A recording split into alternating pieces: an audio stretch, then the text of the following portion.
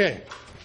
Everybody should have got one of these, unless your house is on a septic system. You should have got one of those. And it's the notice, supposedly a public hearing, and there's a lot more to it than just that. And I think this time, last time, we were a little concerned because it came, remember, in a plain white envelope with very little on the outside. But this time it came disguised as an informational flyer. And this has a great deal to do with what's going to happen as far as the chloride issue. So what is it? It actually is really supposed to serve two purposes. I can see that the people that crafted it wanted to serve three purposes. They wanted it to be to tell you when the informational meetings and the public hearing is. We'll talk about here in a minute. Right in the middle of it is a discussion about the fact that you can protest this rate. And the rest of it is a lot of interesting fluff and a new set of numbers that we'll talk about because, as you realize, these numbers must change daily because they're different than the ones at the last two informational meetings that we had. So this is not just a notice of public hearing, but this is to tell you that you can, in fact, protest this process. Now, Cam Noltmeyer has put together a protest letter, and there are some of them in the back of the room if you care to fill one out. And she will be sending me this, an electronic version of this, and I'll attach it to our meeting minutes so that you can send it in yourself.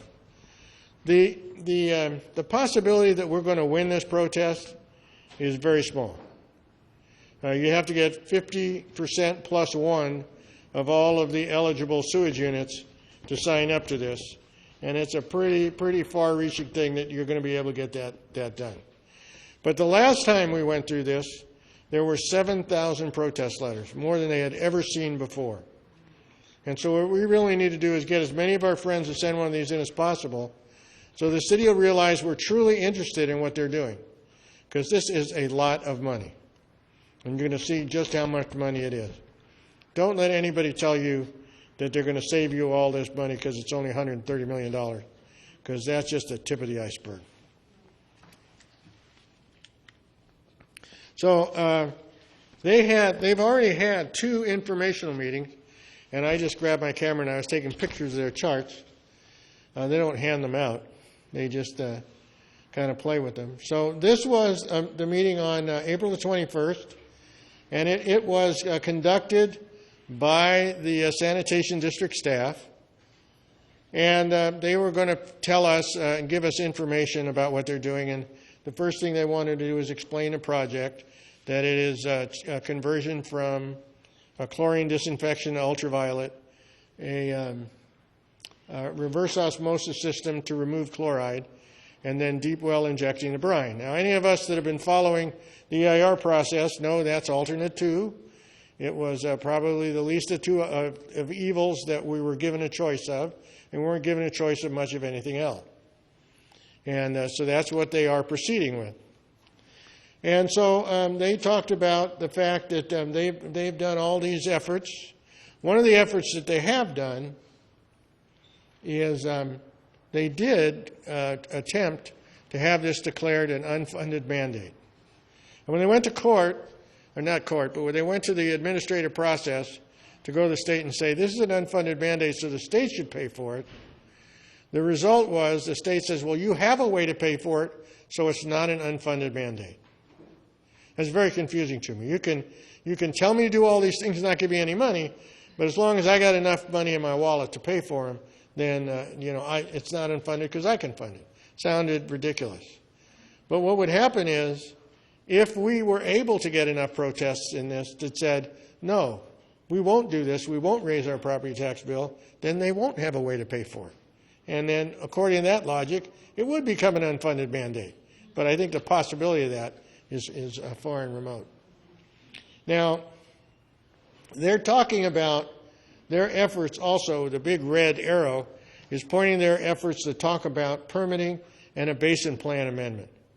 And the reason why they talk about it all the time is because this proposal, alternate 2, doesn't meet the requirements that they need to meet. And in order for alternate 2 to be accepted, they're going to have to get some additional agreements and relaxation from the regional water boards that they are working this issue, and that because they are working this issue, then they can revise the basin plan. And so what some of these things that they have to make happen is they have to change the construction deadline from May of 2015 to July of 2019. Part of what really frustrates me about this is we made a lot of suggestions during the EIR process. And every time we made a suggestion, we got the answer, can't do it. Not good, no way, there's a rule against it. But you can see that even their method, when we talked about something and said, well, maybe we could get that date extended, well, that wasn't good for us. But their plan, they can't make this happen until July of 2019. So if, let's say, for example, the regional water board said no, and you read in this about all of the fines and draconian penalties that would take place, well, they'd happen anyway. So it's interesting. But in many cases, what the regional water board does, and we learned this with the Cayugas watershed, is if they see you working toward your goal, then they'll give you a little latitude. And so hopefully that's going to happen with this. Now the next red arrow down there is one that really irks me, because they turn around and they say, you know what, this plan will only work if we can average the output of the plants. If we can't output the average of the plants, if they're an instantaneous value, we have to build a bigger RO plant, and it's going to cost more than $130 million. Well, wait a minute. We asked that question. You remember my plan? I said, why don't we average that? And they said, oh, no, can't do it. Nope, sorry, guys. Can't do it. This is an instantaneous number. Well, in the size of the RO plants that they're going to build, they can't do it either. They're going to have to get that, or they're going to say, price is going up another $13 million. So, you know, it's a little frustrating when you make a comment and they say no, and then they come back with it, just like the green arrow. The green arrow is about the blending pipeline between the Saugus and the Valencia water treatment plant. And we said right from the beginning, wait a minute, there's $11 million in there to build this pipeline. What do we need that for? Why don't we just not build a pipeline and make the suggestion that we can mathematically average the output of those two plants? And the answer again was, oh no, got to build it, right? But now it's their suggestion, so all of a sudden it's brilliant, and we'll see what happens. So what my question is where in the EIR did it disclose the additional costs related to averaging? I don't remember seeing that. And, of course, why was the elimination of the blending pipeline rejected as a public comment, but okay for them now to go and use? But we're going to ask all these questions, plus more. So the rest of this is consequences of missing a state deadline. You've heard this all before. They'll fine us I don't know what it was last time. It was $10,000 a gallon or whatever it was. Remember when it came up and we did the math and came out to a fine of $73 billion, and we put $73,000 on everybody's tax bill, and we knew exactly what would happen if that ever happened. You know, there wouldn't be enough tar in Home Depot or feathers at Beverly, you know, to prevent anything. So this is all just, hey, you know what? It is nothing more than trying to scare us and say, you got to go do this.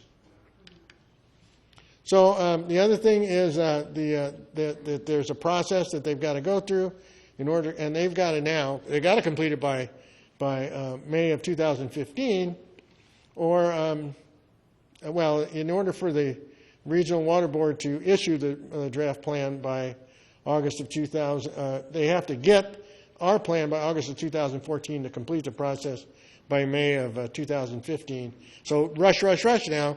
We got to go get this done. This is another rush to judgment. And then they're claiming, well, you know what? The Regional Water Board won't issue a draft basin plan amendment unless we have a fully funded financing in place so they know this project can be financed. And I want to know at what Regional Water Board meeting was that decided, and where is it in their minutes? Or is this just another thing that they pulled out of the sky and said, here, we're going to scare you with another item? We're going to ask that question also. So then after Freeze got up and did that normal song and dance that we've heard many times, my favorite guy got up to talk about money. I love the discussion of money. And he went back and he talked about, you know, that everything had to be done or the Regional Water Board wouldn't consider it. And the approved rates must support the amount to be borrowed. And they're going to use low-cost state loans. They're saying now we know that we can use these low state revolving fund loans, and the interest rate, I believe, is 2.6%.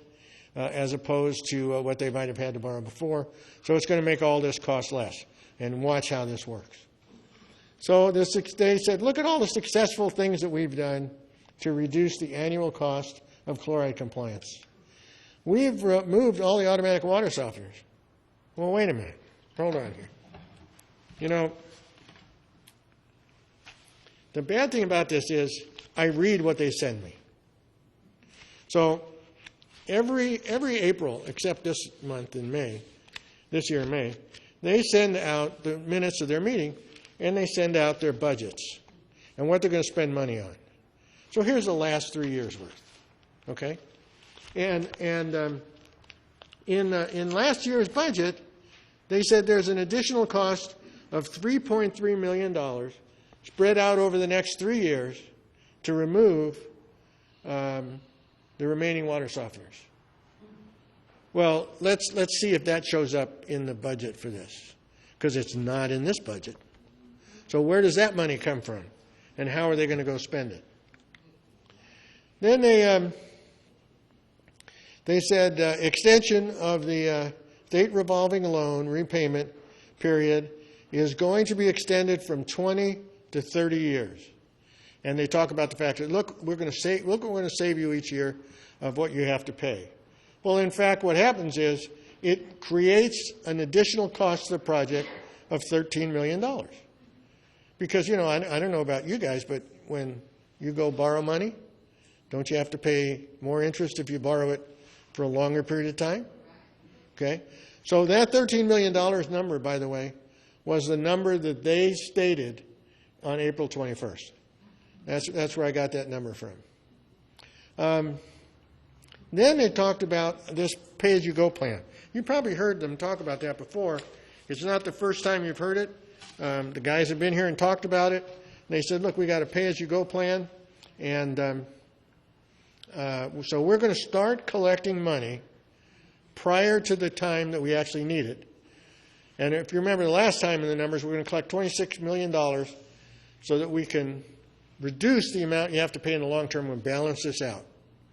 So in the first year, which is this budget right here, they're going to collect $16 million. I'm sorry, they're going to collect $16 more from everybody, per sewage unit from everybody, as part of this pay-as-you-go program. Now, it doesn't sound like a lot of money, but there's 91,749 sewage units. So when you multiply that out, that's $1.5 million. Seems like a fair amount of money. Then next year they're going to double it. They're going to collect $3 million. And then they're going to keep adding $1.5 million on for 6 years as you go. The only problem is on the next page, they say how they're going to spend it. Okay?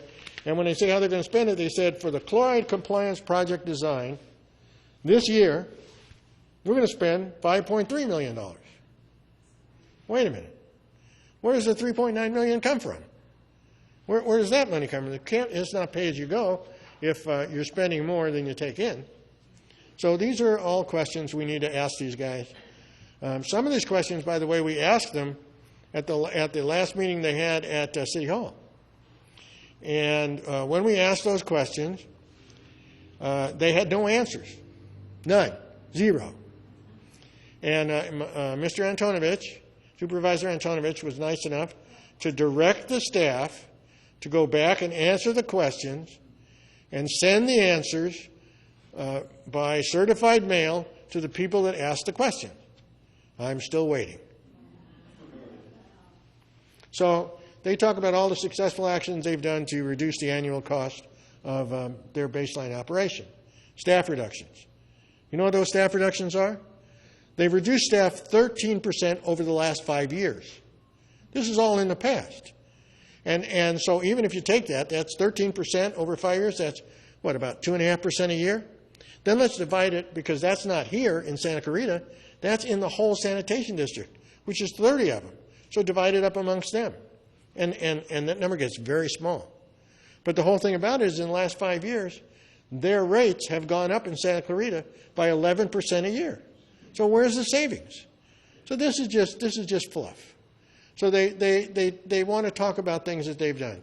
The energy efficiency programs is the use of producing energy at the water treatment plant, which if you go on their tour, we'll tell you when it's going to be, they'll talk to you about. But all this stuff is not very interesting, except the last item, refinancing of bonds. So the reason why it's interesting is because in each one of these budgets,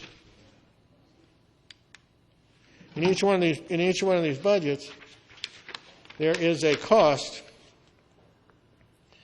of what they're paying in loans.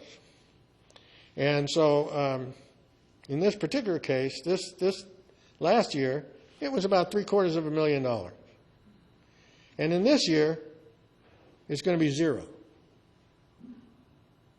Well, I don't know about you guys, but I have a hard time refinancing things and making them go away. So we'll have to ask them where that refinancing is.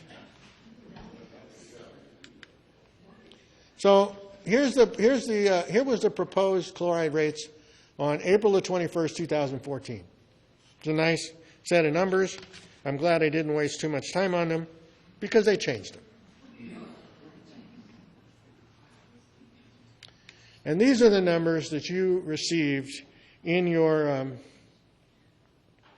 in that nice glossy white flyer. And what it basically does is it sits here, and this is what you're paying today: $247 per sewage unit. If you're in a single-family dwelling on a stick home, you'll be paying $247. That's what it costs to run the plant today. That equates to $21 million a year, about $21.5 million a year. And what they're going to do is they're going to add $16 onto it for the new facility, which is at $1.5 million. And then if you'll see it doubles, it basically adds around $16 at every turn. So you can see that what we're doing is this year we're going to get $1.5 million, we're going to get $3 million, next year we're going to get $4.5 million, then we're going to get $6 million. Got it? We're working our way up the line. Now, one of the things I thought was very interesting, I had a question. You know me, I love to ask questions. And I noticed over the last 2 years, it tells you in here how many sewage units, which is the addition of all of the users in the valley here in Santa Clarita. And one would think that with development going on, that number would be going up, wouldn't you? You know, more houses, more restaurants, right? But over the last 2 years, it went down. 1,745 units. Does anybody know where they're tearing the houses down? Or everything is closing? The numbers were like this. They were really interesting. Because in FY 2011, there was 93,234. And then in 2012, as one would expect, there was 93,494. And then the next year, there was 92,432. And this year, there's 91,749. So I don't know how those numbers are going down. That's another question we've asked. How'd that happen? How do those numbers go down? So the biggest part about this is at the bottom of that April the 21st one, they basically have said, this is their plan. This is their plan.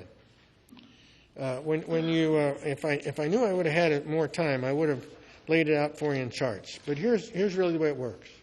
This $247 has got to that point because it's been increasing at the rate of 11% a year for the last 10, 11 years. And now, if you subtracted out that $16, you would see that that number is going to increase over the next 6 years by only 1.5%. Some miracle has occurred. And it's only going to occur only by 1.5%. But from the years 2020 to 2049, it's not going to increase at all, according to their plan.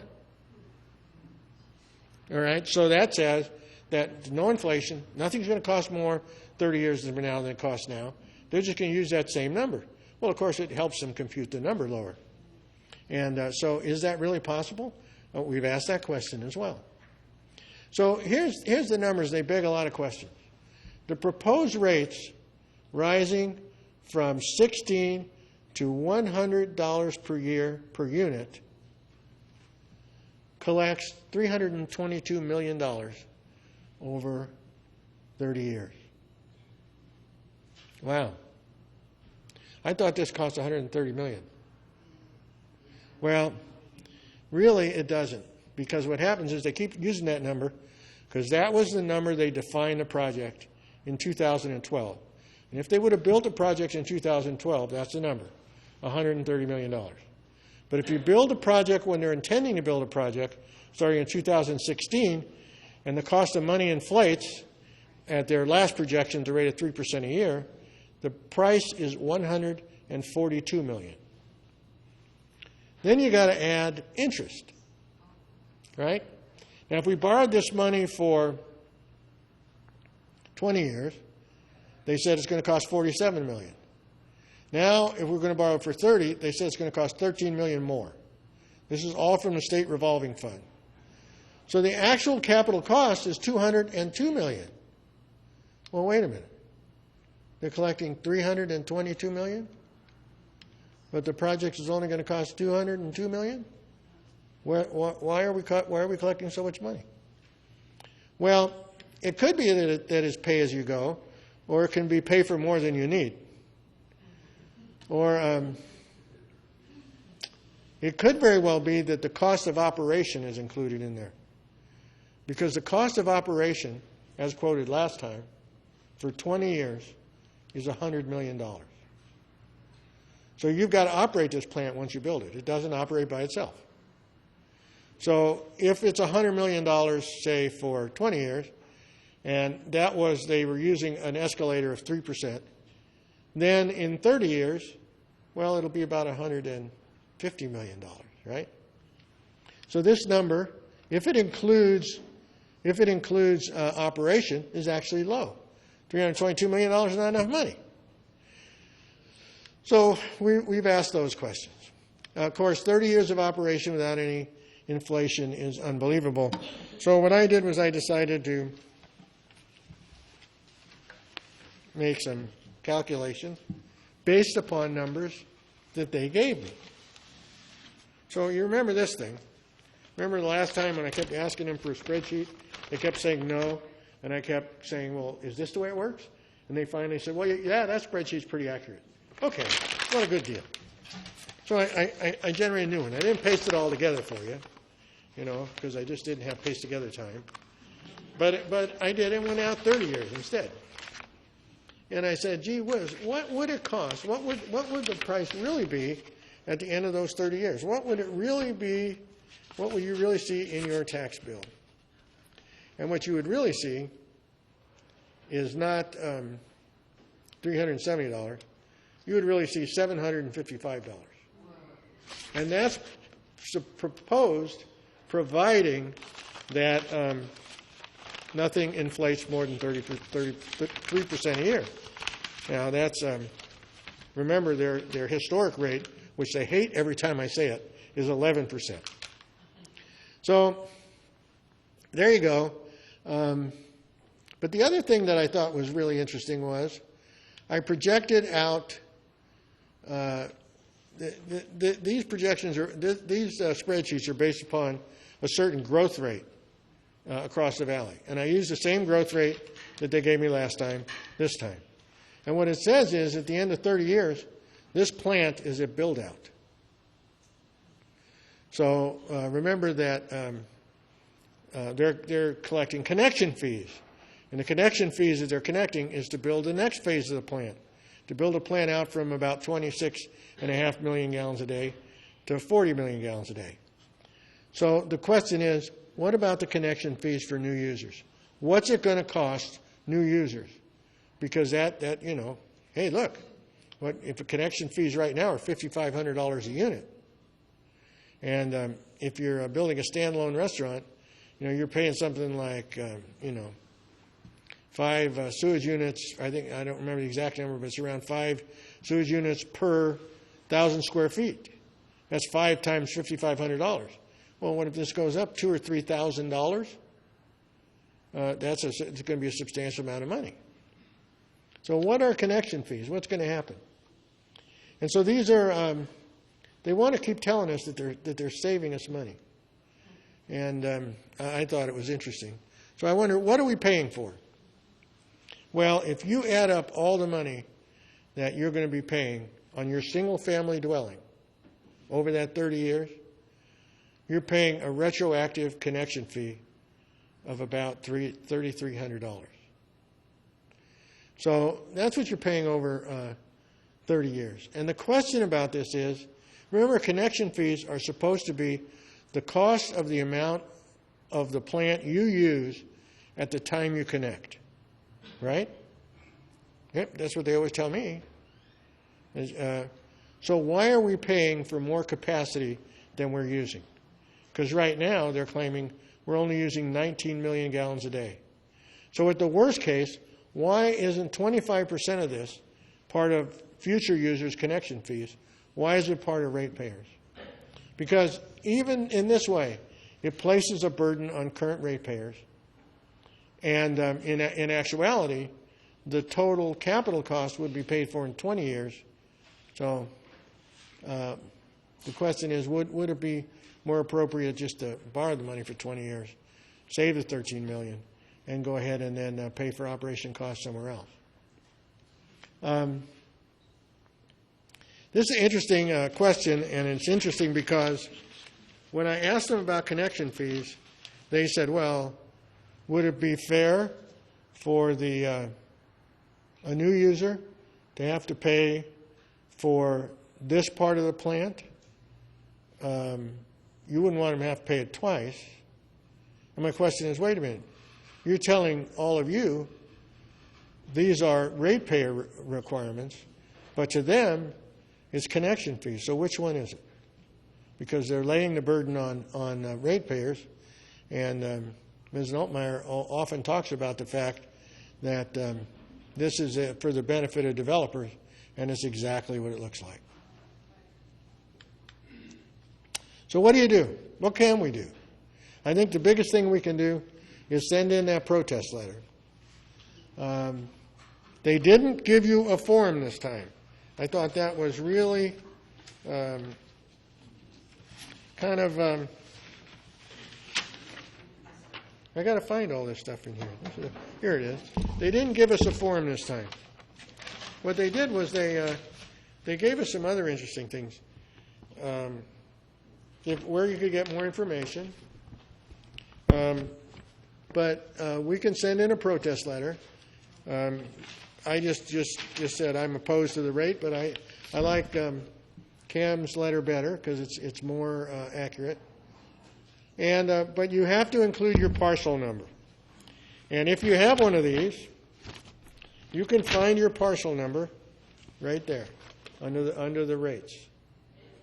Okay?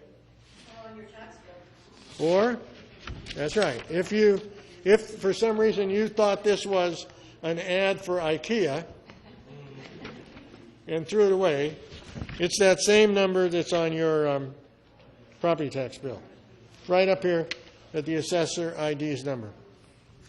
So there you go. And I would advise everybody to go do that. So there's going to be a bunch of informational meetings. Wednesday on June 11th, it'll be at Sulphur Springs School. Thursday on June 12th, it'll be at Valencia High School. Saturday on June 14th, it would be at the Valencia Water Reclamation Plant with a tour. And if you've never toured the plant, it might be a fun thing to go to because it is interesting. And the guys down there are very serious about what they do. On June the 17th, it would be at Stevenson Ranch Elementary. On June the 19th at Live Oak Elementary. Wednesday on June the 25th at Santa Clarita Aquatic Center. And then the big day on June the 30th, the public hearing at the city of Santa Clarita. So there's what's going on. You know, I was very interested in this, in the discussions about this. There are many other things that they've talked about in here that begs a lot of questions.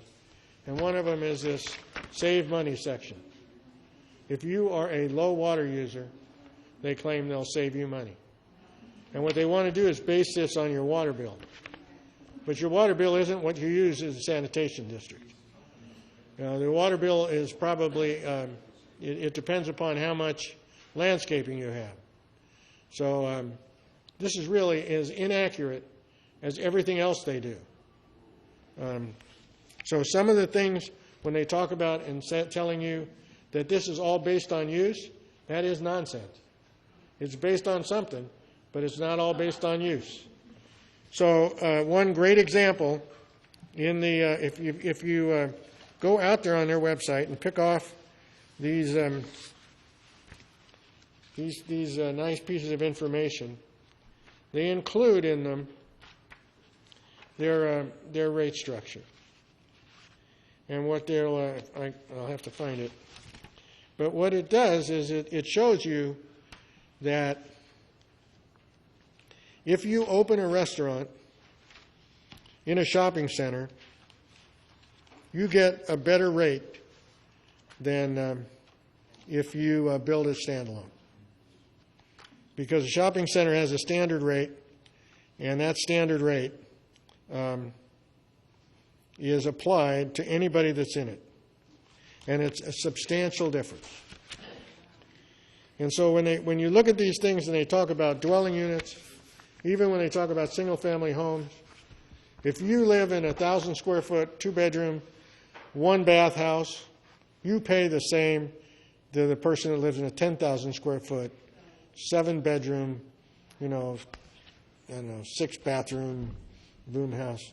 This is not based on anything. Yes, ma'am. If you're only 2 people, a 2-person household versus 6 people? Yep. There's nothing in there. Nothing. So because I asked a question. Look, single-family home, according to this, will which is 1 sewage unit, flow of gallons is 260 gallons a day.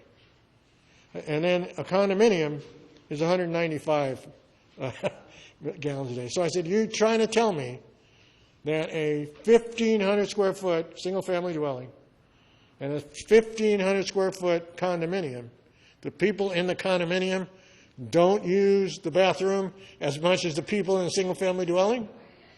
And he said, oh, no. That's the average condominium and the average single-family dwelling. So it has nothing to do with you personally. It has to do with the average. And so here you can see that, I'm trying to find it here, a supermarket per day uses, we want a regional mall is the same. It uses 100 250 gallons a day per 1,000 square foot, but a restaurant, standalone, uses 1,000 gallons per 1,000 square feet. So, and it could be the same restaurant, but depending upon where it's located, it gets charged a different rate. So this is really, and this chart, which shows all the different rates and all the different amounts of usage, has not changed since the first time I saw it 4 years ago. So it's not something that they check a lot and update. So I strongly advise you to fill out that application, fill out that protest application, and head down to the hearing at City Hall and let people know what you think. Because, you know, I've said it all along, it's okay to pay for what we use. If someone was going to come up to you and they give you a realistic plan and you can see that they're really trying to just charge you for what you own, for what you use, I don't think we would have anywhere near the argument as to when they keep coming out with this spin. Same thing. This is basically the same speech they gave us the first time I've ever saw them. And I'm sure in order to come out with some great piece of literature like this, they use the services of their public outreach consulting, who is still in business, collecting $300 an hour going to meetings. That's the representative of Community Conservation Solutions, who started this all with a clandestine contract signed by the city manager so many years ago, and Lorraine West being a board member at that time, and all the way on the board until we brought that information out in public. So let's tell them what we think. I'm sure that they will have watched this video.